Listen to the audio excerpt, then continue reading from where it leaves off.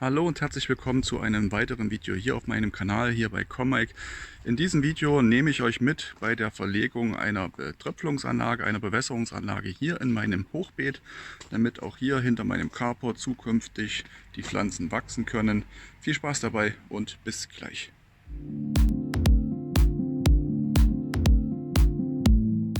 Wir haben Ende August und der Bau meiner Rasenbewässerungsanlage ist zumindest für dieses Jahr abgeschlossen, so dass ich mich jetzt um das Hochbeet hinter meinem Carport kümmern kann.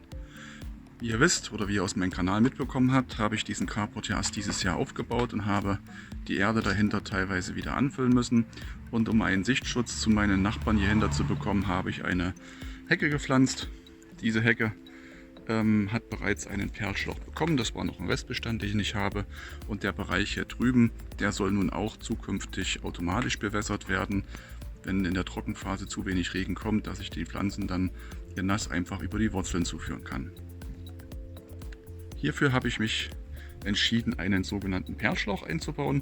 Das ist dieser hier. Das ist ein Material relativ weich wie alte Autoreifen, oder ich glaube, das wird auch daraus hergestellt. Und bei diesen Reifen oder beziehungsweise diesem Schlauch ist es so, dass hier ganz feine Poren drin sind, und sobald hier Wasser drauf gegeben wird, perlt das Wasser ganz langsam raus. Das ist jetzt hier ein Angebot oder ein Produkt, was ich gekauft habe, ein 25 Meter Schlauch, und ein Starterpaket an Fitting, an Verbindern habe ich ebenfalls dazu. Ich hatte noch einige Restbestände da, und diesen Schlauch werde ich dann hier drüben in diesem Bereich einbauen. Wie ihr seht, habe ich schon einige Bodendecker an die Erde gebracht. Die sind schon seit dem Frühjahr hin hier, also nachdem der Carport fertig war. Kletterrose zum Beispiel oder hier. Und hier oben ist ein Restbestand von einem Perlschlauch noch drin. Bis hierher hat er gereicht, also knapp hier endet er. Und der ganze Bereich hier oben, der liegt dann doch im Sommer zumindest in der prallen Sonne, dass ich hier mal mit dem Schlauch dann gießen musste.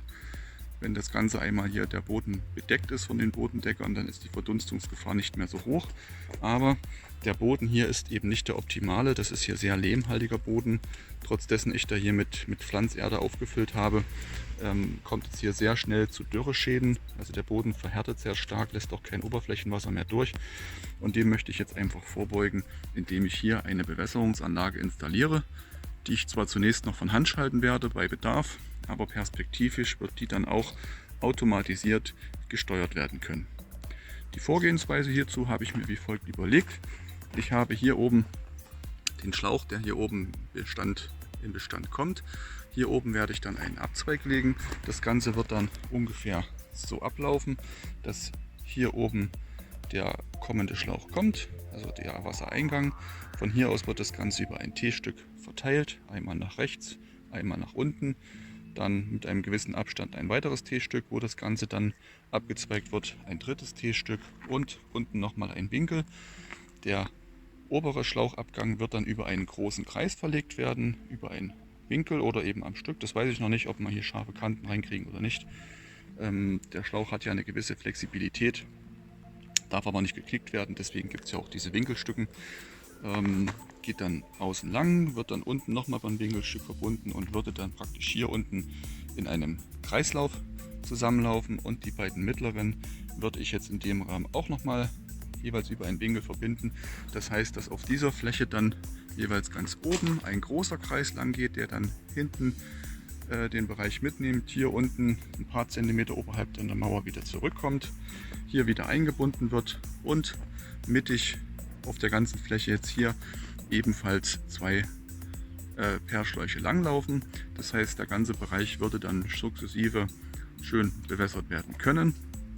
Anschließend kann ich dann die freien Flächen, die noch übrig sind, weiter bepflanzen, um dann im Herbst, im Oktober, hier ein Gartenvlies einzubringen, ein Unkrautvlies. Das werde ich noch oben drüber stülpen, um das Unkraut einzudämmen, dass da nichts weiter durchwächst, gleichzeitig aber auch die Feuchtigkeit im Boden zu halten, dass da nicht so viel verdunstet. Warum mache ich das erst im Oktober und nicht jetzt? Also das Vlies habe ich schon da. Ganz einfach aus dem Grunde, ich werde im Oktober hier Bäume fällen müssen, und da ist jede Menge Schnittgut dabei, jede Menge Mulch, den ich daraus fabrizieren kann, und dieses Vlies soll ja belegt werden mit dem Mulch. Wenn ich das jetzt ausbringe, habe ich da nicht zur Beschwerung da, und dann würde gegebenenfalls auch die Sonne das Vlies schon kaputt machen. Ist ja noch knapp 1,5–2 Monate hin. Das heißt, da gibt es dann ein separates Video zu, wie das Ganze dann fertig eingepackt ausschauen wird. Der Perlschlauch selber lässt sich sehr gut verarbeiten. Ihr seht hier, es gibt diese Fittinge dazu, die werden in den Schlauch einfach nur reingesteckt. Da ist ein Konus dran, also ein Widerhaken in dem Sinne, dass das Ganze dann nicht wieder rausrutschen kann. Den Schlauch selber, den befreie ich jetzt mal aus der Verpackung.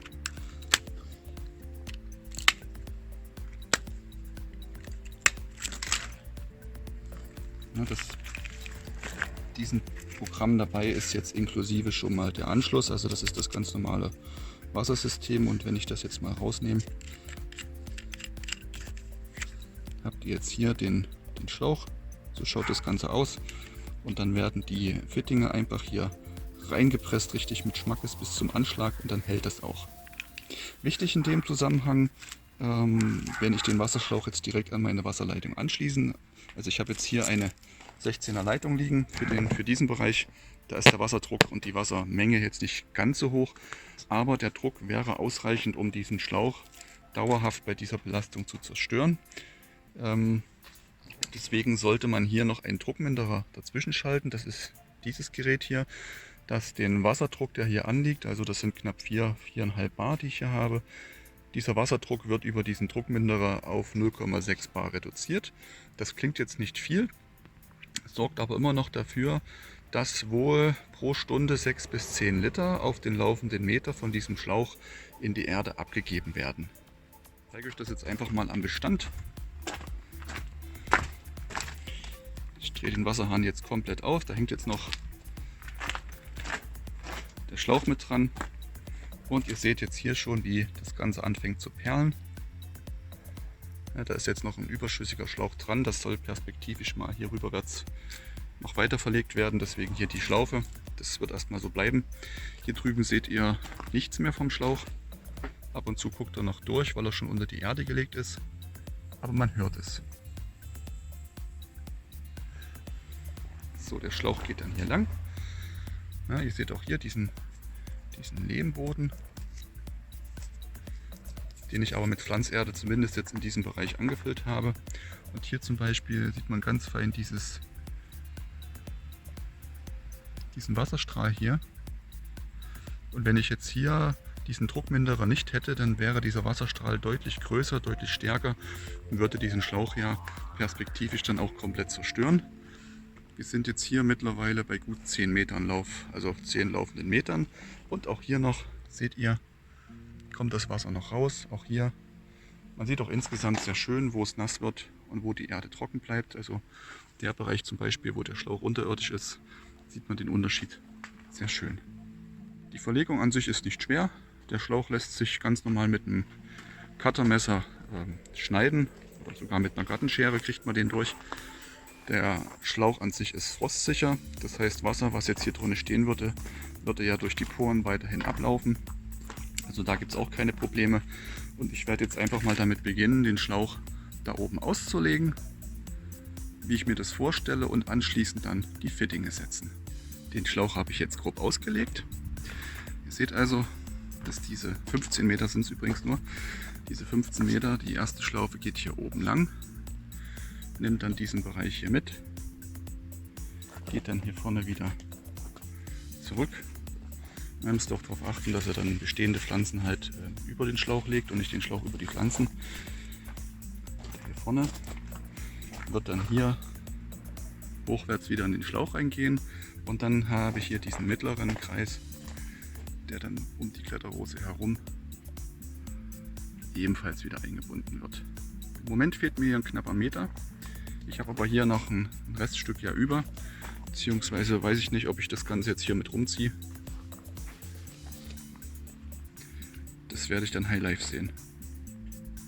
Ich werde nun an den bestehenden Schlauch, diesen hier, das erste T-Stück setzen. Das wird dann hier hinkommen.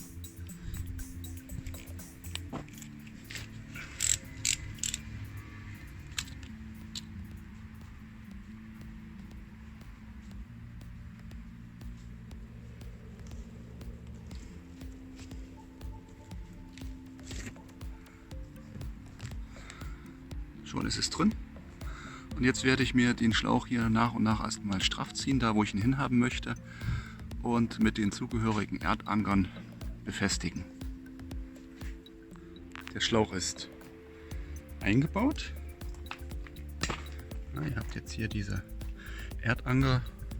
Die halten es erstmal nur an der Stelle. Wenn dann das Vlies drauf liegt, hält es auch von alleine. Dann geht der äußere Schlauch hier oben lang. Ist dann dort eingebunden. Hier ist noch der alte Schlauch. Ich habe das Ganze jetzt hier unten über einen Winkel gelöst. Na, einfach Schlauch abschneiden und dann diese Winkelverbinder reinpressen. Dann geht das Ganze jetzt hier unten weiter, unten lang. Und ich habe jetzt hier einen Kreis. Der Restschlauch, der liegt jetzt hier. Ja, einmal hier und einmal hier. So ungefähr müsst ihr euch das dann vorstellen. Den werde ich jetzt ebenfalls einbauen, indem ich jetzt zunächst mit dem Cuttermesser hier das durchtrenne, das T-Stück setze und dann auch den Schlauch mit anschließe. Das Ganze einmal rumziehe, oben erneut durchschneiden, wieder T-Stück setzen und dann habe ich ja hier meine Wasserbahn, meine Wasserkapillarnbahn eingebaut. So, ich habe auch den mittleren Kreis jetzt geschlossen. Wie ihr sehen könnt, ist dann einmal hier das T-Stück und einmal dort das T-Stück gesetzt worden. Geht dann hier in einer Schleife bis zur Kletterrose und wieder zurück. Das Schlauchstückchen, was ich jetzt hier vorne noch über hatte, von dem alten Schlauch, der ja ursprünglich bis hierher ging, für den Bereich jetzt hier wäre es mir zu wenig gewesen. Deswegen habe ich das kurzerhand, weil ich auch noch ein T-Stück übrig hatte, hier hinten mit eingesetzt. Nochmal ein T-Stück und dann hier. Das Ganze hat jetzt hier einen Pfropfen. Ist also dicht. Und dann wollen wir mal testen, ob das Ganze auch so funktioniert, wie ich mir das vorstelle. So, ich habe das Wasser aufgedreht. Jetzt dauert es eine Weile, wird erstmal die Luft rausgepresst. Ihr seht aber, der Schlauch legt sich langsam durch das Gewicht vom Wasser und ich denke, man sieht jetzt selbst hier auf die Entfernung, wie der Schlauch schön perlt.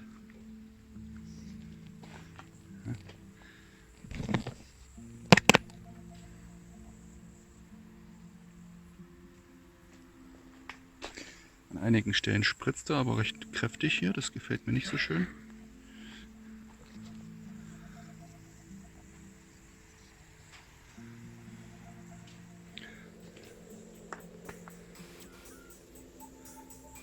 Hier ist noch nicht so viel.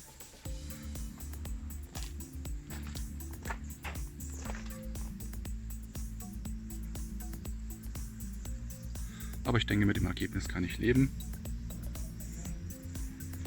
Ich könnte jetzt hier auch noch ein bisschen den Schlauch hin und her bewegen an die Stellen, wo vielleicht zu wenig hinkommt, oder das Ganze noch ein bisschen optimieren.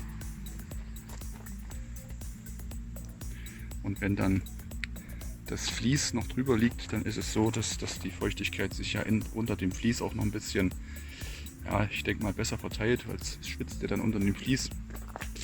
Ja, Kondenswasser. Das hier sind so Sachen, die gefallen mir dann gar nicht. Ja, ihr seht jetzt hier einen relativ kräftigen Wasserstrahl, der geht jetzt bis hierher.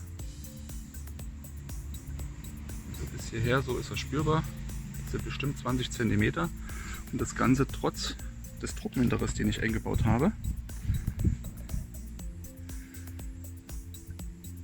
Gut, vielleicht muss ich das Ganze noch irgendwie einpendeln, einpegeln.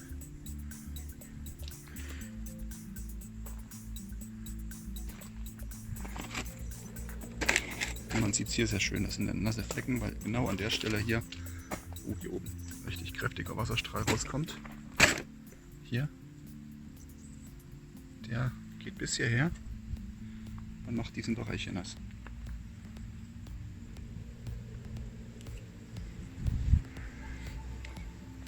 Gut, das muss ich noch beobachten. Zu ändern ist es nicht mehr.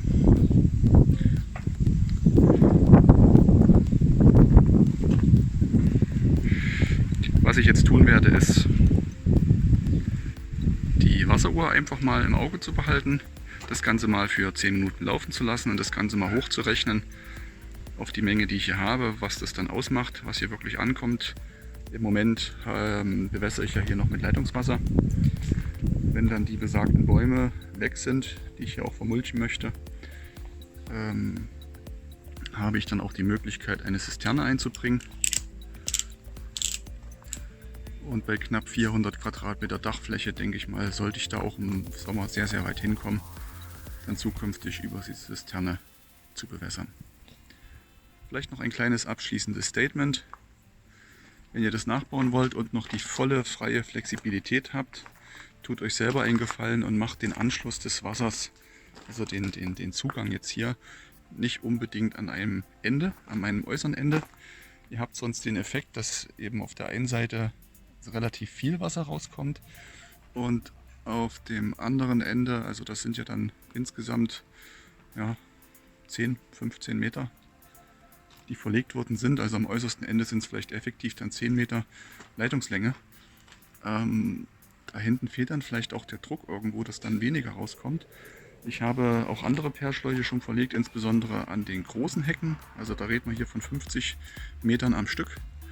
Und dort habe ich die Wasserzugänge dann wirklich zentral in der Mitte gelegt, von dort aus dann links und rechts abgehend, dass eben nicht das eine Schlauchende bei 1 Meter das Wasser rauspumpt bis zum geht nicht mehr und nach 50 Metern ganz am Ende kommt dann gar nichts mehr an, sondern dass praktisch vom Anschluss aus nach links und rechts eben nur 25 Meter weggehen, dass da auch noch Wasser am Ende rauskommt. Also versucht die Wasserversorgung irgendwo zentral unterzubringen. Das ist mein Tipp. Ansonsten das Ganze erstmal oberirdisch verlegen, vielleicht 1-2 Wochen beobachten in der prallen Sonne, auch mal wenn es nicht so warm ist, also wirklich auch durchweg testen und wenn er sagt, okay, es funktioniert, es liegt gut und vor allen Dingen ist es dicht, dann könnt ihr das Ganze einbuddeln, unter die Erde bringen oder mit einem Vlies abdecken, weil wenn ihr das sofort einbuddelt und dann ist euch vielleicht irgendwo ein kaputter Fitting untergekommen oder der Schlauch irgendwo eine Beschädigung, wo es richtig rausläuft, ihr bekommt das hinterher nicht mehr mit. Ihr wundert euch, dass eure Pflanzen wegen Trockenheit eingehen und trotzdem die Wasseruhr im Kreise rennt. Das sollte vorneweg dann wirklich im Auge behalten werden. So, das Wasser läuft jetzt knapp 2 Minuten und ihr seht, der Bereich durchwässert sich Stück für Stück. Gerade jetzt hier vorne, also meine Rose zum Beispiel, die wird gut bewässert, das sieht man hier sehr schön. Auch der obere Bereich. In diesem Sinne danke ich euch fürs Zuschauen. Wenn ihr auch Interesse an den anderen Videos habt oder die Fortsetzung von diesem hier sehen wollt mit dem Aufbringen der Abdeckplane des Unkrautflieses, abonniert meinen Kanal. Ansonsten bis zum nächsten Mal. Ciao.